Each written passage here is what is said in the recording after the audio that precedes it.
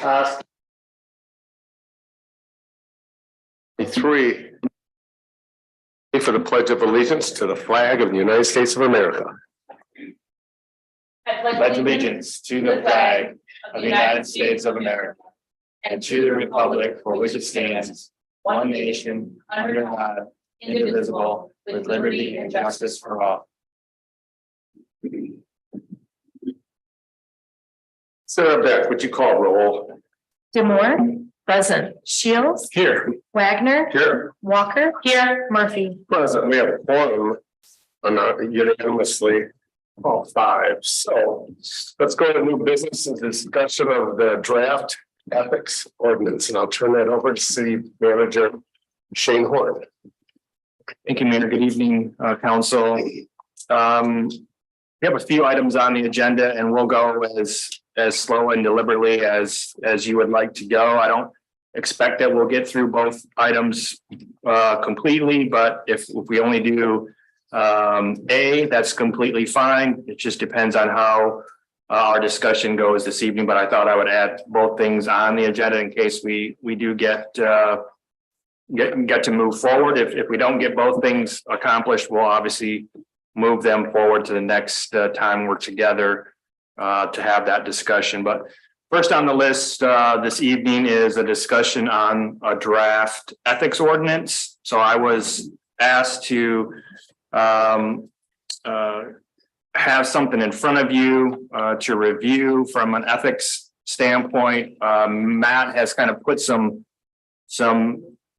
this draft together as you see it in front of you. The purpose of this evening is just to kind of walk through it. I'm very, and I was telling Council Member Demore this morning.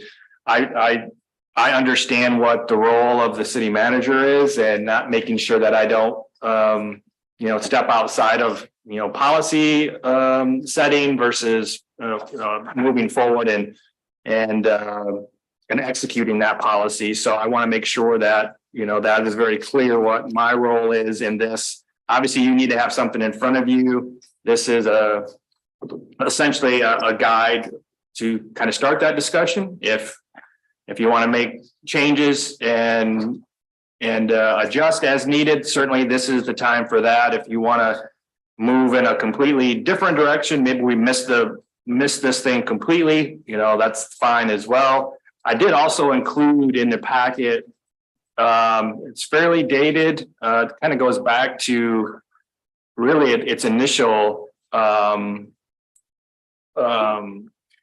policy or whatever, goes back to 2001. It's been updated a number of times, the last update being March of 2012. And this is a meeting preparation procedure policy, if you will.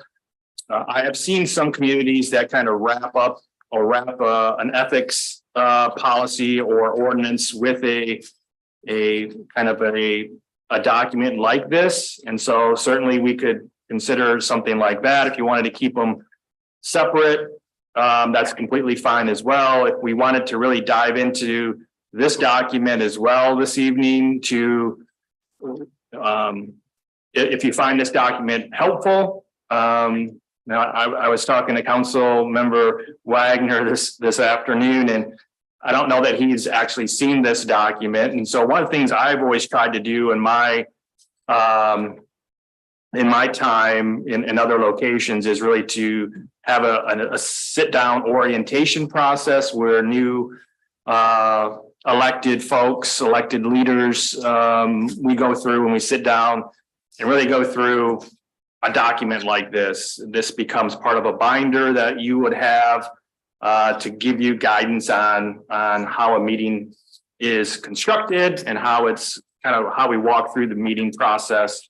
Typically, I would have the city attorney there at the meeting as well to answer any sort of legal questions. We would have department heads that would cycle in to talk at a high level about each of their respective departments. So that's something that I would like to incorporate here as well as we move forward. Just to give a good foundation for anyone new coming in, so they understand kind of what the expectations are, kind of where we've been and where we'd like to go. So this type of document would certainly be in an orientation binder, but because it is dated, it goes back to 2012 was the last update. Certainly we can talk about updates, and there's obviously updates even that Brian picked out already as far as OMA requirements. It talks about, a 24-hour, which is not correct. It's an 18-hour notice. So there's things like that need to be updated, in the policy itself. But if there's other things as you read through this, if you find this valuable or maybe a new council member may find it valuable, certainly we can update it as you would like us to, but the focus this evening is on the ethics ordinance that is in front of you. So certainly between myself and Matt, we're available for questions. There's any number of ethics ordinances that you could easily find. MML does a nice job of compiling a number of them throughout the state of Michigan. MML has done a nice job putting this handbook together that you all have as well.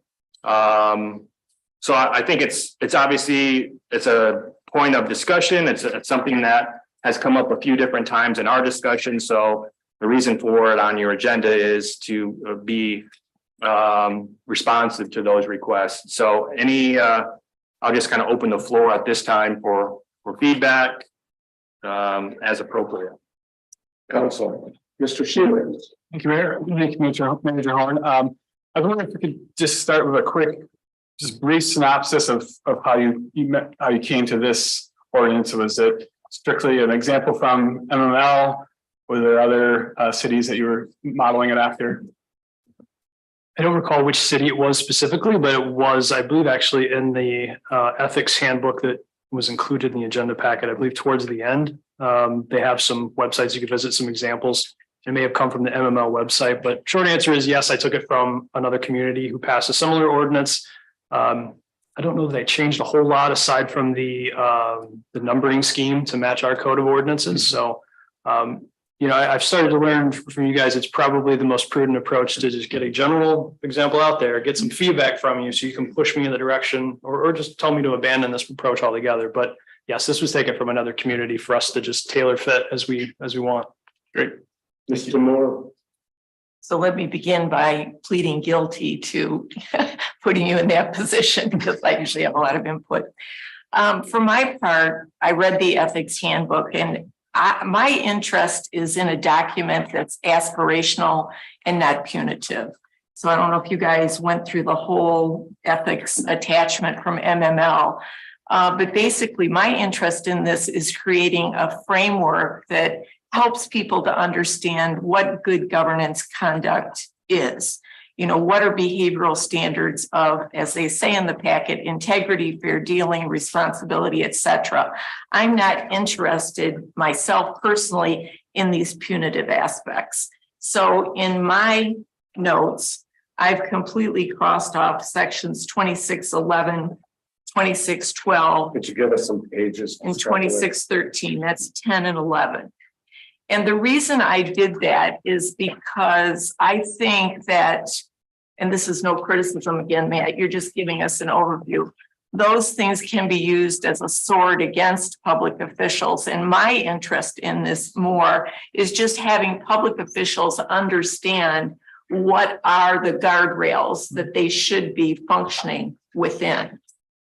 So that's my perspective on that. And also under section 26-7 and 26-8, to my mind, these are unnecessary because if we receive campaign contributions above a certain amount, we're required to report those anyway. So this would be duplicative efforts for Ms. Sarah Beck, who already has a very full plate. So the main interest I have in this document are the first 4 pages, which outline those kind of bumpers or parameters. And then also we could look at, this is just my thinking, the bottom of page 9, how opinions from city attorney can be requested and how people can get copies of the ethics code. And then the last two short provisions about conflicts and severability and enactment and effective. So basically taking out those sections that are the punitive portions and leaving in the portions that give people guidelines for how they should be conducting themselves. Thank you. Mr. Wagner. Thank you, Mayor. And Tina, thank you for that. I agree with all of those changes. The sections 26.7, 26.8 I shared with Shane, those are actually the county's responsibility, not the city clerk anyway, so they don't belong. And one question I had, on page 5 definitions, where there's the whole list of different business formations, it feels like it's trying to be comprehensive, but it's not actually comprehensive. Which page is that? Page 5, Okay. the bottom of page 5. So where it says partnerships and corporations, et cetera, it sounds like a comprehensive list. It doesn't include a limited liability company. It doesn't include a B Corp. It doesn't. Yeah, I mean, it does say any corporation for profit. So but it was, yeah, it wasn't meant to be exhaustive. It was just, it even says includes corporation, partnership, sole partnership. So you say included but not limited to or something. like Yeah. that. Thank you. Ms. Walker. Thank you. Thanks, Mayor. So my questions were very specifically about 26-7 and 26-8, not so much, but the 26-7 for sure being, really following the format of what the state requires us to file. This one also says that you have to file your statements and disclosures yearly. So we run for elected office every 2 years now or every 3 years now, and the mayor will run every 2 years. And so I just thought it was above and beyond what we were being asked to the state to. And so how it works with the state is you have to file that you're going to bring in less than $1,200 during the course of your campaign. And then you have to itemize every single $10, $5, $20 donation that you get. And then I also wanted to know where the copies of item 1, 2, and 3 at the time of adoption of this chapter, those forms are, and those 3 forms. But if we're just going to get rid of it all together, then that's great.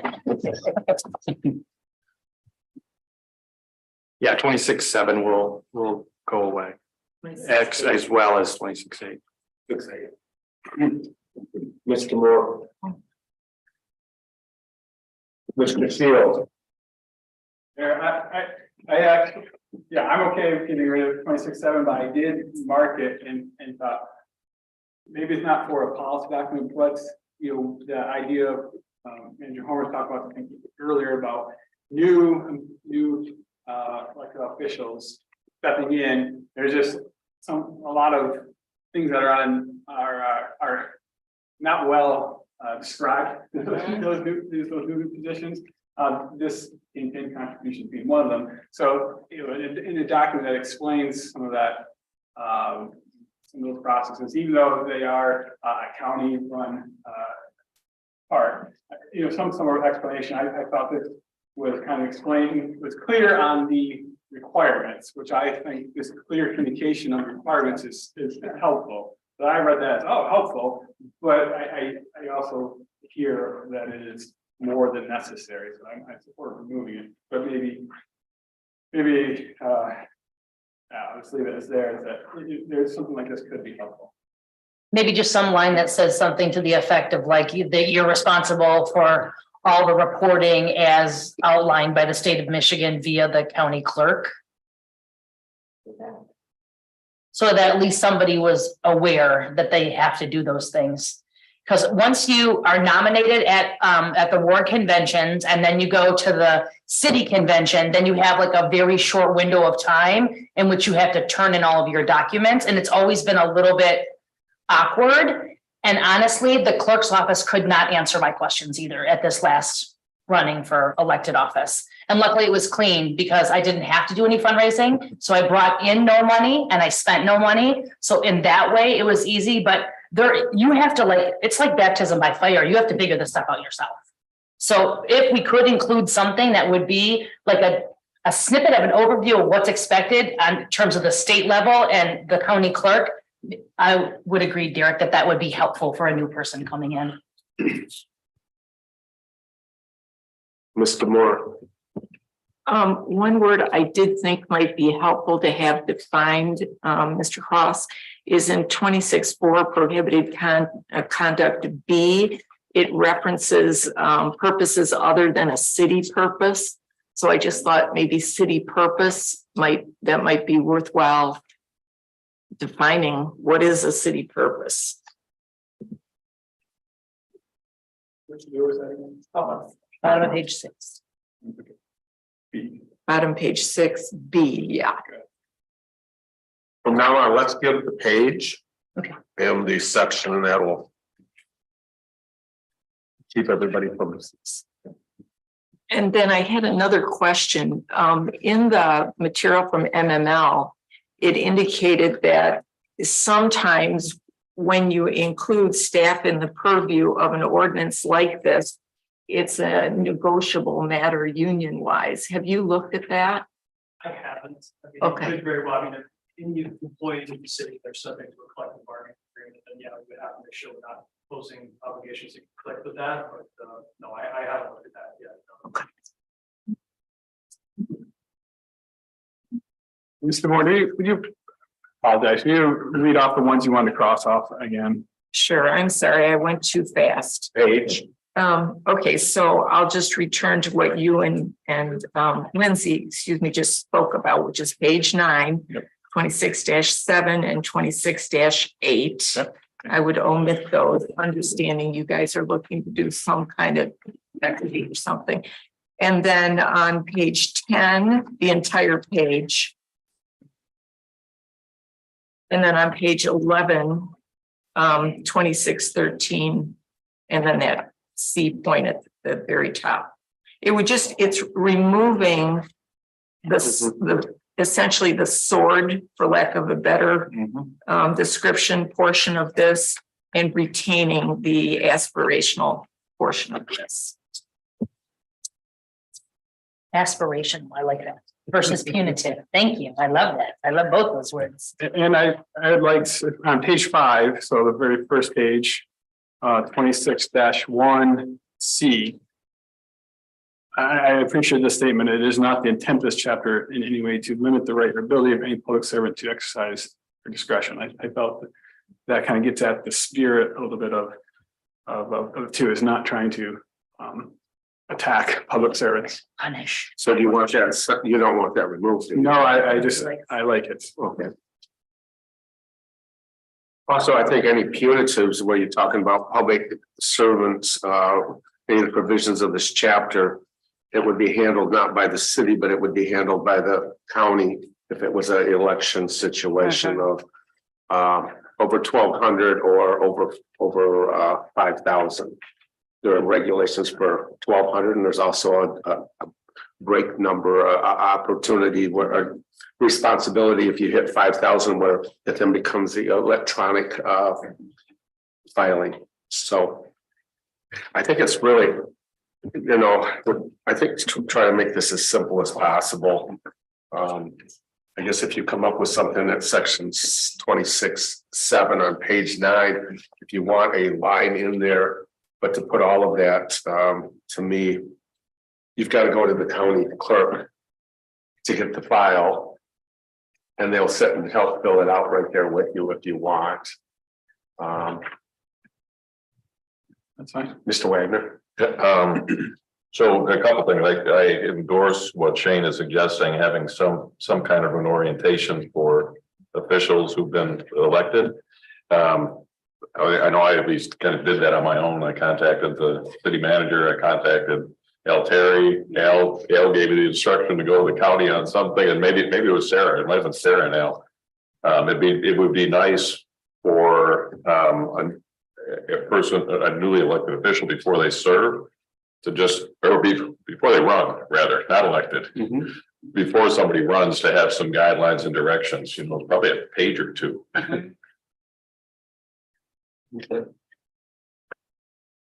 I would think a sentence or a line that would just say, in regards to campaign contributions, please see, and if you are running for office, please contact the Emmett County Clerk at this location for, forms and responsibilities.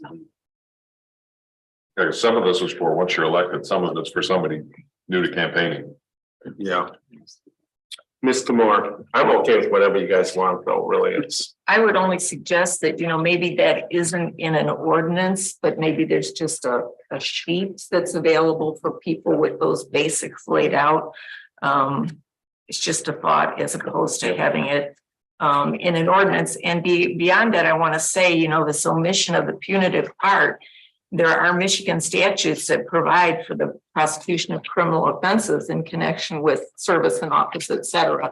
So those tools are out there. I just didn't want to add a whole nother layer to the city's already heavy lift. Well, and just to, there is a distinction to be drawn too between these ethics rules and criminal statutes, Absolutely. obviously. So I hear that the consensus seems to be to remove all the penal provisions. But I want to make sure that, you guys realize that doesn't mean this is completely toothless. Of course, you could still take some action against a member of city staff if they blatantly violate one of these ethics provisions. It doesn't mean that you then have absolutely no enforcement mechanism. We're not baking it into the ordinance itself. So I think there should be some sort of penalty. Not, you don't have to call it a penalty, but some sort of repercussion for violating the ethics ordinance. And you can still do that on your own. You already have the authority to do that. So. Next, other areas for discussion. I think that might be a good opportunity to jump into where I've heard a few of you say staff and elected officials. Do you want an ethics? As I'm looking through samples that I've printed off, some are specific to elected officials, some group in city staff. So there's no really best practice necessarily. So it's up to you if you want this, inclusive of staff. That's fine. If you want it specific to elected and appointed officials while they're in office, that's the feedback that would be important too. Council. If there's not a preference, we'll continue as written. When I originally was, Mr. Moore. I'm sorry. No, go ahead. Thank you. When I was originally thinking about this, my thought was more about elected officials and appointed persons. But I do think that's why I asked the question about the union issue, because if it was going to be a huge complication in that way, we might want to consider that. But I do think including staff, again, it's just basically aspirational and guidelines. And I think it's a communication tool and helpful that way. That's just one person's perspective. Mr. Wagner. I agree with combining them. The thought about aspirational, I think of it being ethics are important to us as a city. And therefore we have a guideline. We're going to make sure people understand what that means. And that would be for everybody. Are there any differences between staff and public officials that should be highlighted in this as different or a split of any type? I don't know. They're certainly different. We're talking already now about carving out all these violations, the penal provisions, but there's certainly a distinction to be drawn with how you deal with appointed staff members, city staff, and then elected officials, because the elected officials, understandably, they've gone through the democratic process. They've been chosen by voters. So it's very difficult to do anything to remove them from office. There are very limited circumstances where you could have them removed from their seat. But again, that's another situation where even if something like that came up, those statutes already exist. So we don't necessarily need to see it again in this ordinance. So that's something we could take up on a case-by-case basis. Mr. Moore. I just have one thought. If we're narrowing it down to essentially these 4 pages with a couple of other additions, I don't know if we might want to just take another opportunity to think on that smaller context, if everything's in there that we want, or we have any concerns, or if everybody's good with it.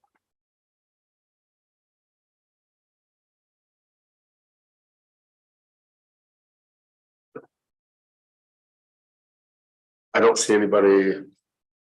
Comments, go ahead, Mr. Shields. Thank you, Mayor. No major concerns. I'm happy to read through it further and consider it again, but I also like it. Mr. Wagner, I'm good with it, yeah. Ms. Walker, I'm good with it too.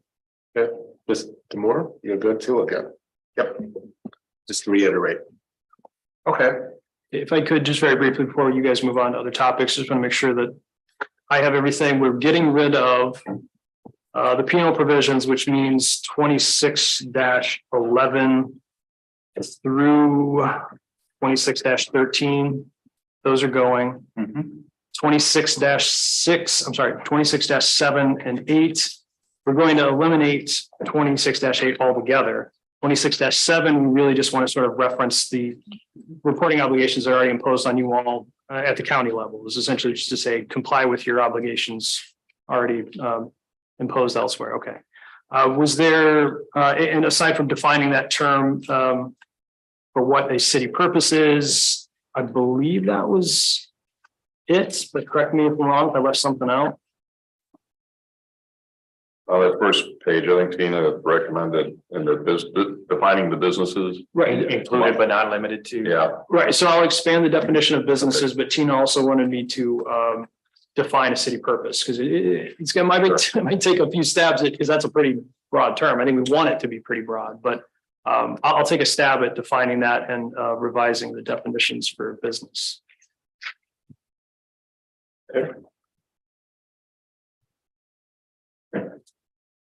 anything else, council on this one?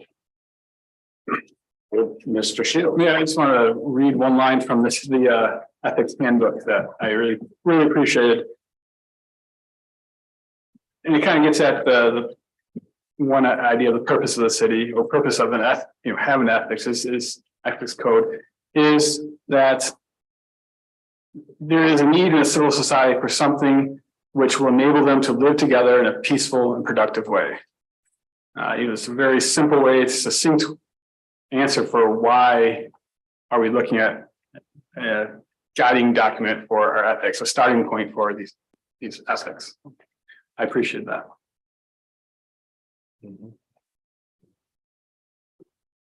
What page was that? This is page 38.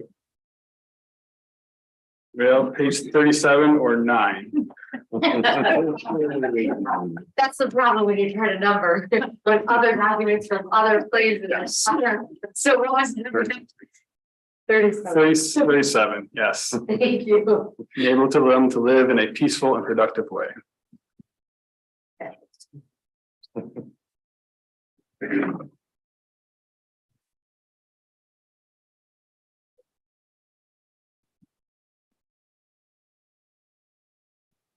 Okay. Moving right along. Anything else for me? I don't think so. So Matt and I will work on getting, we should be able to get a draft or a first reading for this next month.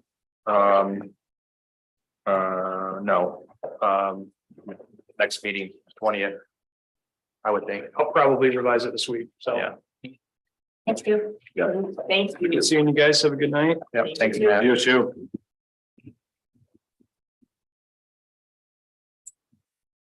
Did you get out earlier than you thought? I did. Nice. I'm gonna head over to Beards and get some dinner. Lucky you. Have a good beverage. Now we'll move on to the action plan. So I've taken some of our discussions, kind of narrowed it down, and again, I want to be very sensitive. This was not my document, so I didn't want to take too many liberties with it, but the feedback I thought I heard was we want to maybe a little more condensed version of what we had, maybe cross off a few things that we've been able to accomplish and move on to a few others. So essentially the priorities that I've changed were adding parks and natural resources, or you could say that differently. You could say natural spaces or public spaces. You can call that, you can play with that however you want, but the feedback I thought I heard was parks needs to be a little more prominently displayed as a priority.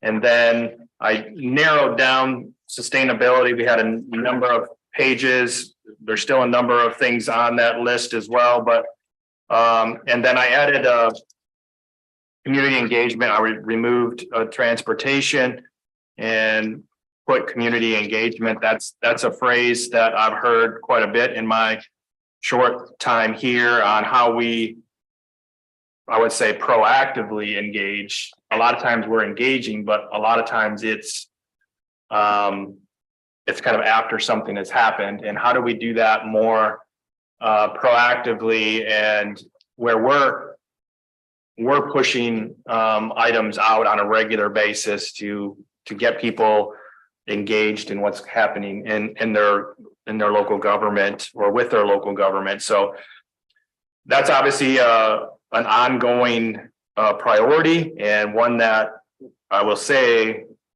with a small work area, small staff, it's very challenging because, as you all know, social media is a very difficult thing to keep up with if you're not constantly throwing things out there. And so it's certainly an area I think we can do better. But I will also say it's an area that I think a few of us are kind of diving into as we have time amongst our other responsibilities. And as we go through the budgeting process, this may be a time, something that comes back up as far as and you can call it a lot of different things: communications official, public information officer, somebody that helps us again to proactively get our messaging out. And that could be done contractually, that could be done with a position that's their responsibility. And maybe we could even partner with someone to share a position potentially, but certainly I think we've done a nice job there. Sarah's done a nice job managing the website and the whole update of the website. But she's wearing, as you all know, many hats. And so making sure that we're addressing this need to your satisfaction, I think is an ongoing challenge. So certainly something that we can talk about, as we go through the budgeting process going forward. But so obviously this is, again, a draft, and we'll continue to massage it based on your input and get to a document that, again, we talked about I'm not sure why my header didn't show up on this, but I did have a header up here that said this was 2023 to 2025 action items, but so it's a 2-year document essentially. So my thought was we would have, whether it's quarterly, or I think quarterly probably makes the most sense, where we'll add updates as we go along, so each of you can kind of see how we're addressing these priorities on a regular basis. And so that will become a agenda item, again, on a quarterly or whatever time frame you would like to see updates, and then we'll add these updates to that column as we go forward, and make those adjustments as needed. But again, certainly this is your document, and we will do our very best to make it happen as a staff, and as obviously our budgets allow. I will put the disclaimer out there that we have no control over a lot of things that happen in our world, whether that's worldwide pandemics or any number of things. So I know each of you are aware of some of those challenges. So I'll just open the floor up to guidance, things that you would like to see added, things that are not maybe as important as they are presented here, or any tweaks at all that you would like to see.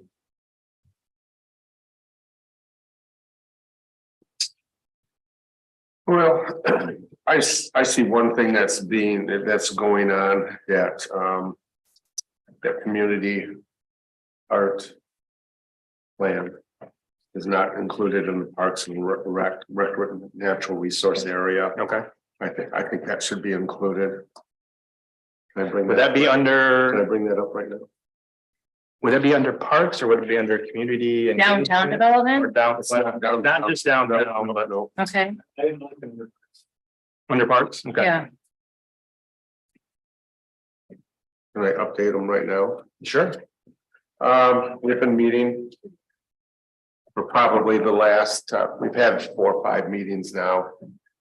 And we've included Tom Moran from Moran Ironworks to bring us updated on what has been happening like 10-15 years ago for some art that was going around. It's suggested that we probably should have this commission as a board with people on this. And that we would start them. Right now, we are meeting what do you want to call it? We're- Ad hoc. We're not really an ad hoc. We're Just steering. just as mysterious, just to look at it. Is it feasible? Is it feasible? It was an investment into what direction could we go? As you know, there's 40,000 in it that you approved on the annual budget. Downtown Management Board put in another 10,000 for it. This art, however, like Shane said, is not just a downtown project. This could go up through the waterfront. This could through the river, along the waterfront in our community park. So it is not just a downtown project. This is a citywide project. There are numbers that are on there right now that have been meeting regularly. The next stages would be to finalize some kind of, we've been working on the wording for a document that would cover that. It would be coming back to you after going to the city attorney to take a look at it. And from there, the expectations and the goals are that there would be a group of individuals that would be on the selective art committee rather, that would then look at and suggest what art they would want, which piece would be going where, or for a jury. We would be having a contract with Crooked Tree Art Center that would handle the jurying of it, etc. So I just want to let you know it's in the very first steps. It's the first step of just getting something organized. Do you have any questions? Yes, Mr. Moore. What the document you referenced, what is that? I mean, The document would be an outline on the on everything regarding selection of art, locations, the funding, the contract with Crooked Tree. All of this would go though first to the city attorney. Shane's working on this. It would then eventually come to you for support. thank you. I think it's something that we do not have in this community. If you go to just about any other community, they're looking at some great event things. And it's not just it's everything from pop-up art to the murals. We are addressing murals, but would be a part of that. But also with the understanding that it has to fit within the city zoning ordinances or the city ordinances as well. But there are locations for murals. I know, Tina, you shook your head. I'm sure you know a bit about that.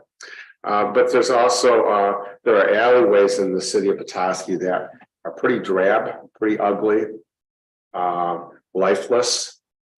And if you go to different communities, you'll see that they're lighting those. They're putting colors into there. They're putting art. They're putting flower pots.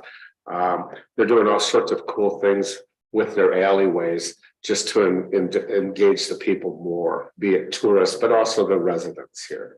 And that's one reason why I suggested that we not just do it for the downtown because that's more touristy maybe. Right. But we need to do it along the waterfront. We need to do it along the river, our community, our neighborhood parks. I think, and as well as getting a walking plan so that you could have a walking tour of what art we have as it goes. And it's going to take some time to build this. But I just thought I'd better let you know what's going on with this and keep you abreast of it. Mr. Shields. Thanks, Mayor. I want to voice my support for that. I think that is great and would love to get behind and help that process and support it. That the thought of having a commission or board, that is something I've been encouraging us to consider more in the last couple of years while serving, to face different desires or challenges in our community. So whether that be one of these, I'll probably bring it up later, one of these topics about suggesting a commissioner board, but and I know that's not done lightly because that's more staff time, but I think that's a great route and it engages our community members in participating in our civil society and in a great way. I hear all the time people wanting to get engaged. So thank you. Mr. Moore. So I assume this is already happening, but whoever's working on creating this document that's an overview of the program, I'm assuming they're going to be interfacing like with, for example, the sign ordinance, et cetera. Because when you're talking about murals and that sort of thing. It all have to be, well, that's what I said. I Yeah. said that they would be taken under consideration of the zoning ordinances that are and the ordinances that we have now in the city. Or anything that might need to be changed to If we accommodate. need to change it, Yeah. we would come to the planning commission. It would go to, if it's downtown, it'd go to their committees, to the sign, to the, let's see what else, all of the committees in the world would have a view of this before it would ever get to us. Okay, Thank you. we don't want to leave anybody out. Miss Walker. So where would it go underneath here? Can we create its own space? Like, is there a public arts committee priority that you would create, like a third or a sixth column? You know, would it be easier just to put it up right now under parks, because Or basically the community any engagement? place that it goes is going to be, would be in public parks. It's not going to be in private residence. We're not talking private residence. We're talking of city-owned municipal Okay, property. got it. And since parks. Yeah. It'll be in a park, basically. Because they cover the river, they cover the waterfront. So just add it as an action item under the parks priority. Yeah. And as it grows, if we see that it's a big life of its own, my thing is to start this small, Mhm. be successful and allow it to grow. And when Shane, whoever's involved with this process is not here, this thing will have a life of its own, Mhm. which will continue to go. Ms. Walker. So that being said, I wanted to encourage us, if we're gonna tackle the number one for Parks and Natural Resources, under key team members, we should be listing the boards and the appointed positions in there. So having the Parks and Rec Board and your Public Arts Committee Board as part of the key team members, I think it's really important. We don't appoint and have commissions for no reason. These people are actively engaged and they should be part of the members of those different priorities as well. So you would have Parks and Recreation / board. Probably two different. So we have Parks and Rec Director and Board. That's what I would encourage. Actually, all of the priorities that deal with anybody that's either a subcontracted membership-based entity, or we have Parks and Rec or commissions for them within the city, they should be included in those. The Downtown Management Board, the Parking Committee should be included in the downtown development. Just an example. Northern Lakes Economic Alliance should be included in the economic development, as we pay dues to those folks, as well as the chamber. So just thinking about who those key team members are and being inclusive of committees and boards. Well, are these though, are these key members the city, or are we going to start listing outside agencies as well? Because I think it would, the list could go on and on for some of these.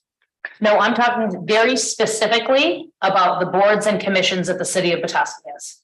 Okay, And then when we're talking about economic development, if we move into that category, hiring a person for economic development feels like something way off in right field if we don't even have an enforcement person hired yet that we budgeted for the past 2 years. I agree. So, and then also understanding the political landscape of the Northern Lakes Economic Alliance and what that means for Emmett County.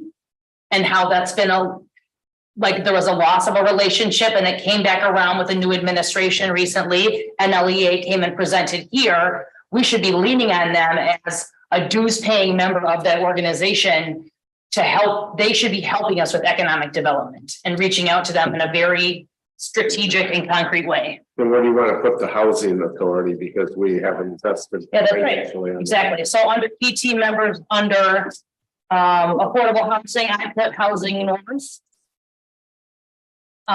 You could go on and on there. So, you know, with a certain amount of discretion, allowing your key team members to just recognize that it's just not city council and city staff, but that there are, you know, entities within there that are being referred to and asked to come before council to talk about that. Yeah. I think they were just trying to list who are the key members of our community, not the rest of them, but that's up to you guys. Mr. Moore. So I agree with Lindsay about adding the boards, because I think those people play a key role and they're volunteers. For my part, I wouldn't include people to whom we've outsourced, even though they play an important role. This is a city document and those roles change. So I would include the boards, but not the outsourced groups.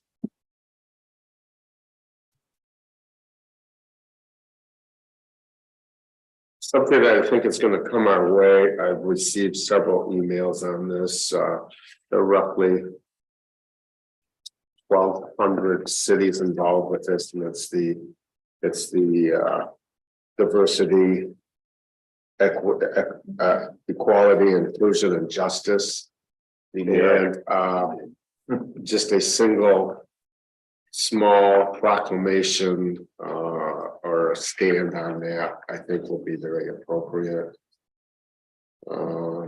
I've had some emails from a couple of mayors saying, is your city willing to take that stand of publicly saying that you support diversion, equity, inclusion, and justice? And that is a big, I don't know if you know this is a big, these are 4 big talking words right now that are out in the public. Especially it started with Floyd and stuff like that, but it was going on before that. I bring that up just because I think at some place in the future, we should probably address that. Well, and it's all over MML's every document, so that makes sense. Is there a place we could put that into here? So we could then check it off that we did it. That's my thing is I hate to add more. But I think this is a real simple one that could be taken care of. Might better do that in our community engagement. Community engagement would be great. I think it's really important for us to do it. I'm involved with another agency right now that has gone through spending $20,000 on the project to make sure that they're in line with diversity, equity, inclusion, and yes. I think that's great, Mayor, and I get what you're saying. So I'm not challenging this, but just check marking it off. I'm just passing a resolution doesn't necessarily. I mean, no, it's good stuff. No, but it's taking city council saying this is what we believe in. Yeah, and then I support that. This is what we believe in. It is a check off as far as what other communities are looking at as needing to address. That's great. And then in doing so, we can spur public conversation. Sure. About sure. Great. And at some point, just add work for Sarah. Having a DEI statement on our website makes sense. Mm-hmm. I don't think it's something that we have to spend. It isn't something that we have to spend a lot of energy on. Right. No, but I think it's taking a stand on it.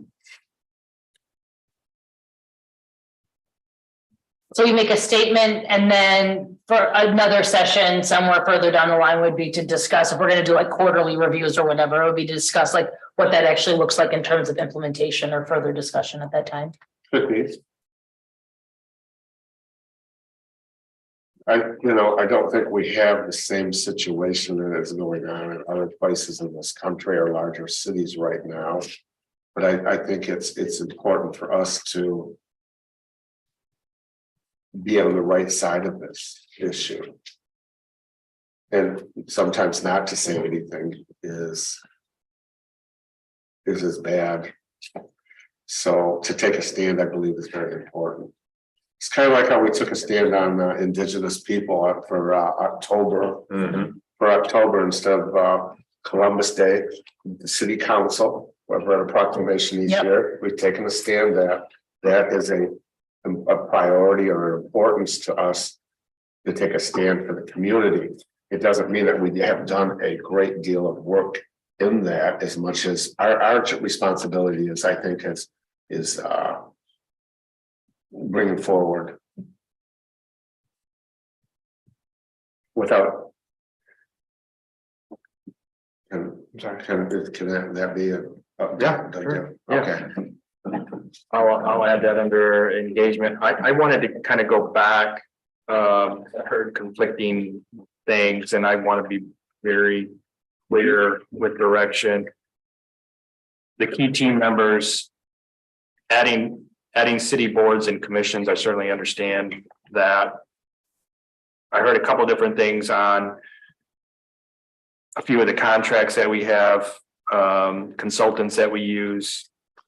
Are we listing them as key team members, or just limited it to city staff and city boards and commissions?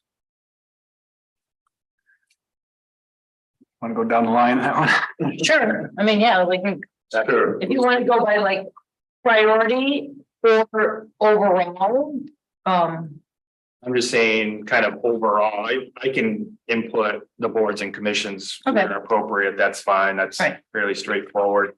But if you want, we mentioned the two that, NLEA and Housing North. If we want them included in this document, that's kind of what I'm looking for. okay, I have something to say about that. Ms. Faulkner. Thank you, Mayor. So for the economic development one, that was the one that I was suggesting that we have NLEA in there. So if the actions are to review and assess RRC, so does that mean we bring MEDC in as a key team member or no? And then my question was NLEA, and I had NLEA, the chamber, and MEDC for the economic development piece. And I'm up for debate. And I would just preface this comment in that we're working with all those groups. Just because they're not listed here doesn't mean they're hands off and we're Okay. not. But I understand what you're saying, and I don't have any issue with adding as many folks as you would like us to add. And then I respectfully dissent from that perspective. So do I. Lindsay and I Okay. can respectfully, civilly disagree. Totally. I'm good with keeping it simpler. But if there were a way in the actions to mention some of those. Or not, trying to put some guardrails on it is a challenge. With the actions, I'm sorry. Go ahead, Lindsay. Oh, with the actions that we've had before, so that's like under economic development, there's compile an economic development incentive plan. We've tried to do that before and it kind of stalled because we didn't really know how much like teeth we could put into an economic development plan. And I don't know if it's worth revisiting that again, but I'm like, here it says explore community development, economic development department head position. I'm like, we cannot afford that. And why would we pay for somebody to do that in-house when we pay dues to the NLEA? And because economic development is regional, it doesn't happen on a city and municipal basis. It's like housing, it's a regional thing. So the essential acknowledgement of those partners on the state and regional level, I think are important, but maybe it doesn't need to necessarily be laid out here, because what you're saying is those people are brought in to the conversations whenever we're dealing with any of these actions or anything related to economic. I agree, Lindsay. That's fine. Ms. Demore. And Lindsay, I agree as well. Compiling or coming up with an economic development policy, I think is really, really important. And to the best of my knowledge, I think that's something city manager is working on. Okay. So, and I would call it a policy, not a plan. I like the word policy. But I will just say, and I apologize if I've taken too much liberty here, but I thought I heard in last budget about an economic development level position. I will say there's much smaller communities that have those type of positions identified. I think as we continue to evolve, I think it's something that we need to, if it's not in this plan, that's completely fine. This is a 2-year document, but I think as you cast a vision longer term, that is certainly something that, because I think we're all department heads, you all are dabbling in economic development, right? But having someone that this is their focus, this is what they're trained to do, and these are the calls that they're making. You know, and a lot of them are cold calls. I don't have time to call Of course you don't. people, but if that's that person's job, you know, that becomes much more important. But certainly we can cross that off if that's the desire. That was something that I thought I heard, but I apologize. I would rather we work on right now if there was something specific. We did approve the zoning code enforcer. I would rather you spend your time on that. Yeah, that's going out in the next couple of weeks. And then the economic development. We do have economic development as far as I know Becky works on that at their office in the Downtown Management Board. Dave works on it through the Economic Alliance. Our city planner. City planner, you know, you work on it. I understand the need, but I guess it's where do we get the money to do this? I guess is a question. Mr. Shields. Thank you, Mayor. Yeah, Manager Horn, I have expressed, you have heard that, I've expressed that over last year, the desire to see a investment in economic development position. The discussion that came up with Housing North and NLEA were kind of stopgap measures for the time being, and I was okay with that. So I do support removing it here. I love the idea of long-term visioning for that position. I feel like this 2-year plan is not necessary to have that in there.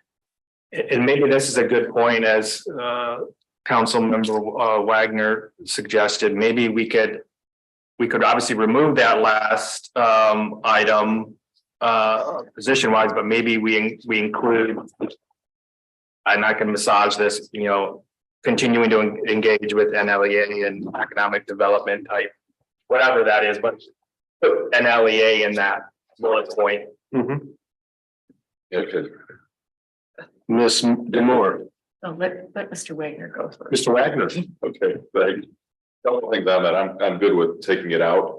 The part of the reason I support putting it in or having it in is the consultant that Becky hired to help with the downtown plan. That was her job in Wisconsin at one point, and she was fairly shocked when she interviewed me that I said we have nobody like that.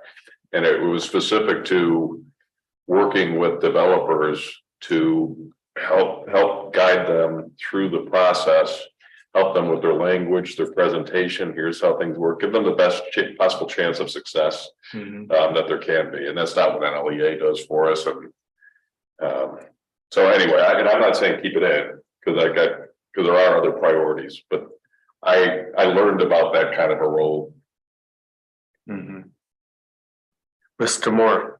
So I am going to argue for keeping it in because it says explore. And I think ultimately this is something that should not be outsourced from the city, that it should be in-house. As I've mentioned before, and not in any way to deride those folks that are helping us, but they're also helping other stakeholders. And I think it would really be beneficial to have someone whose sole stakeholder was the city of Petoskey. So for my part, I would leave this in. But we don't do that for housing. In-house. And yet we invest in it. Well, I'd also argue that housing can be an aspect of economic development. But Absolutely. that could be an aspect of the role of that individual. Because how do you have economic development if you don't have places for people to live? So the way to start affording that would be to pull the money back from Northern Lake Economic Alliance and from Housing North then, because if we're gonna get somebody ourselves, I can't see spending more, you know. If where are we gonna get 100,000, 120,000? We need to take that money back to help to do what this person's gonna do, because they're gonna do housing and they're gonna do economic development. Or do we go with what Lindsay said and say those are all regional things?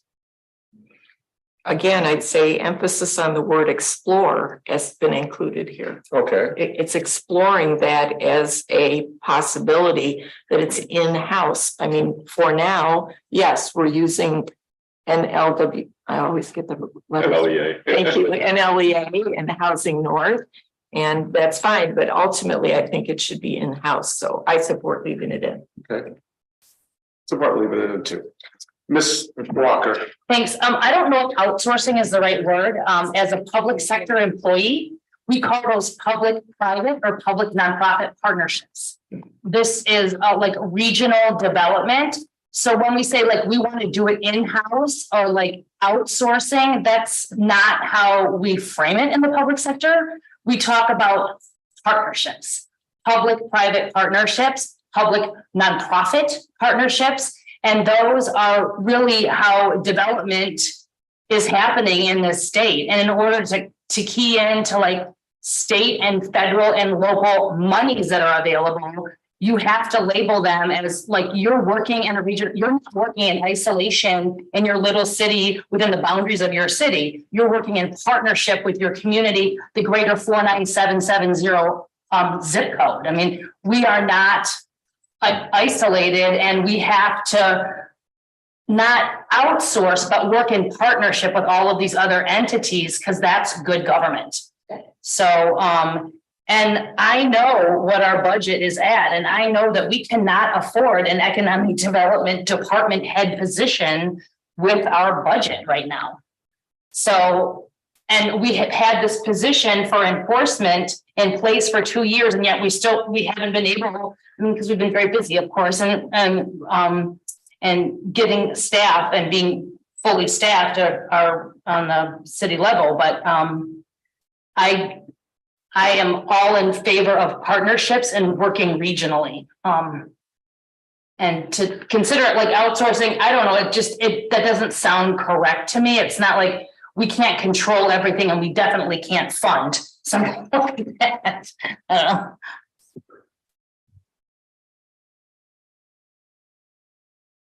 Mr. Moore. Mr. Shield. Thank you, Mayor.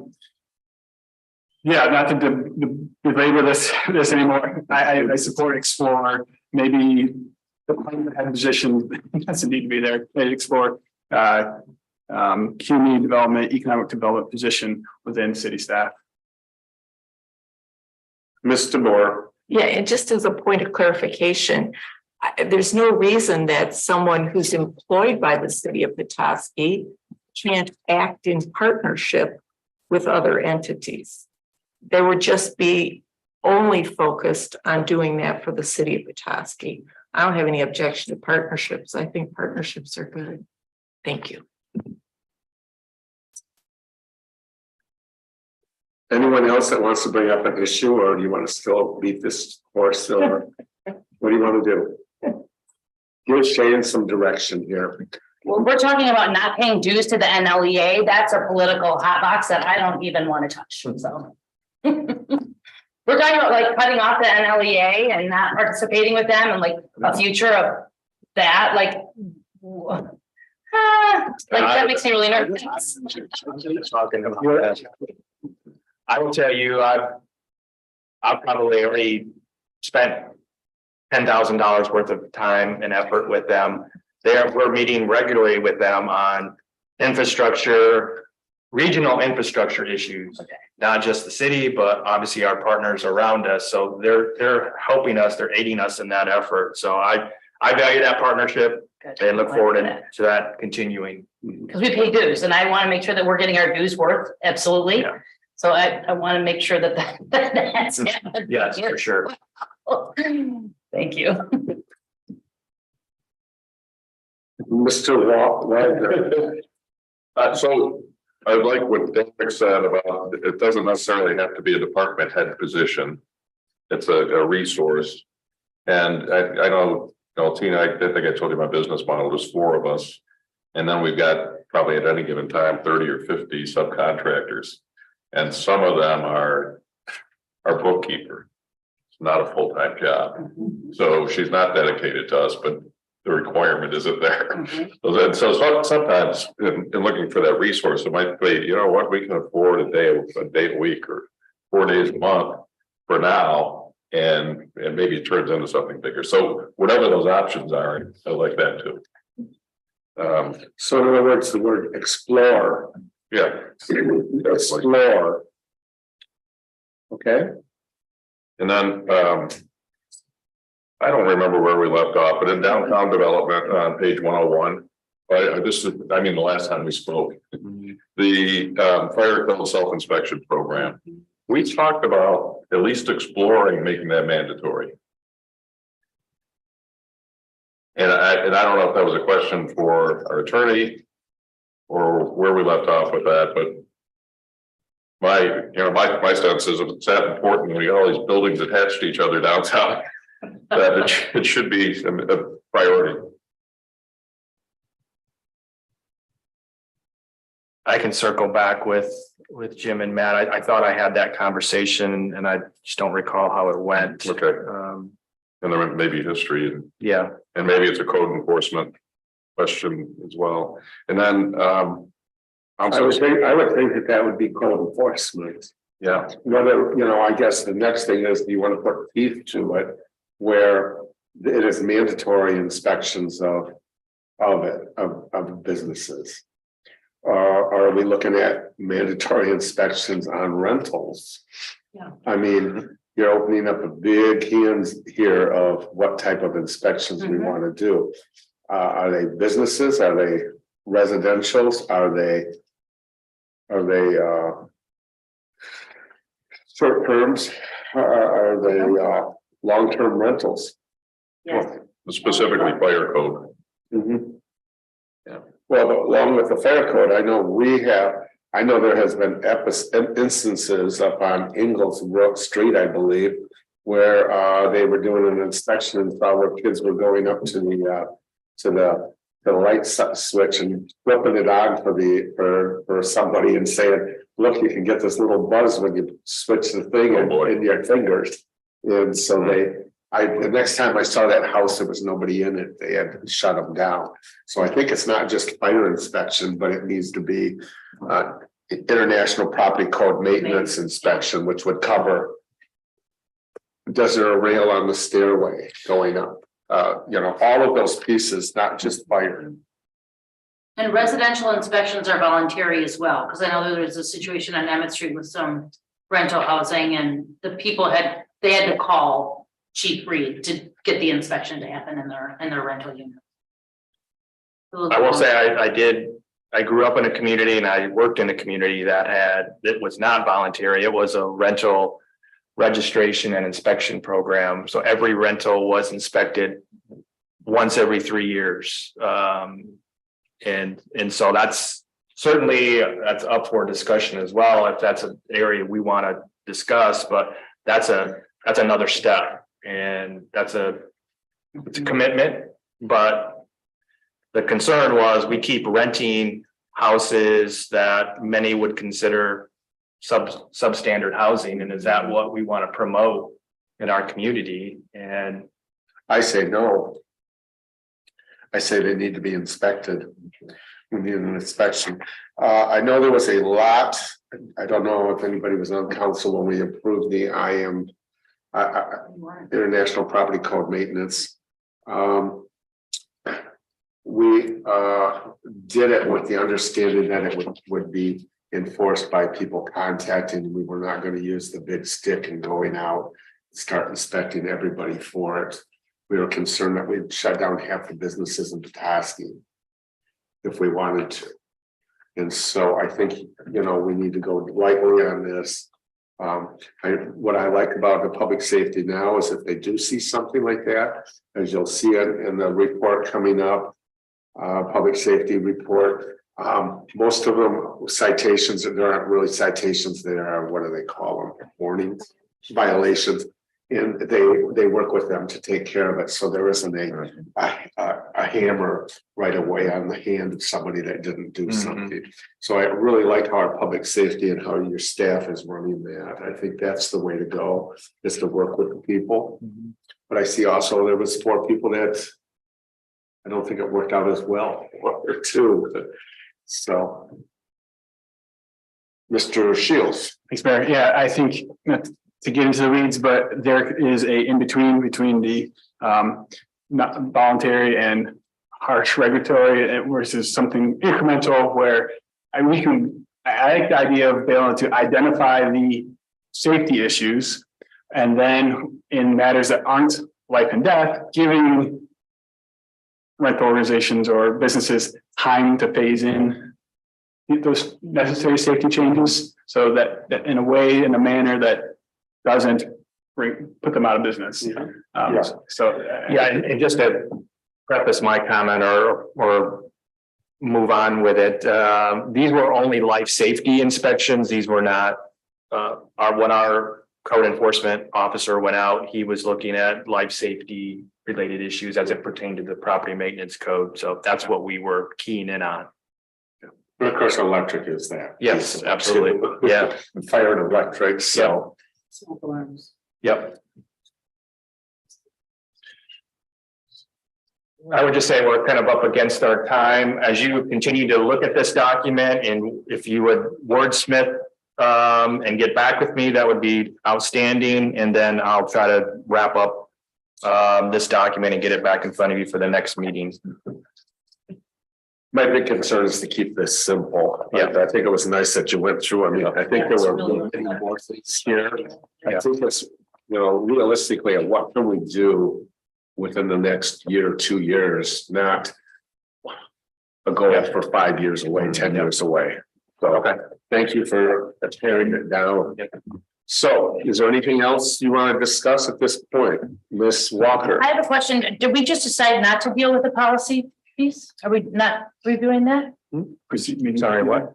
The policy purpose piece? Because the agenda had it as draft city Petoskey ethics ordinance, then this meeting procedures, then the ethics handbook, then the action plan. Yeah, so if you want to give me feedback, we can certainly on the meeting. Where to go, meeting procedure document. If you would like us to go through that and update it. If you want to give me that feedback as well at some point. Okay. But I almost think that, you know, that probably is a separate. Time. Separate guidance document, not necessarily included with an ethics ordinance. Got it. Okay. I'm sorry. I didn't really understand like how we were going to review that in light of the other things that we were doing on the agenda for today. And there was only one thing I had a question about, but that's fine. I can ask it later. Awesome. Thank you. I'm amazed at how this community has run for all these 130 years without all of this documentation that we've been working on regularly. That's just an observation. Okay. There appear to be enough other business to come before this special session. I call this meeting adjourned. We will pick it up in about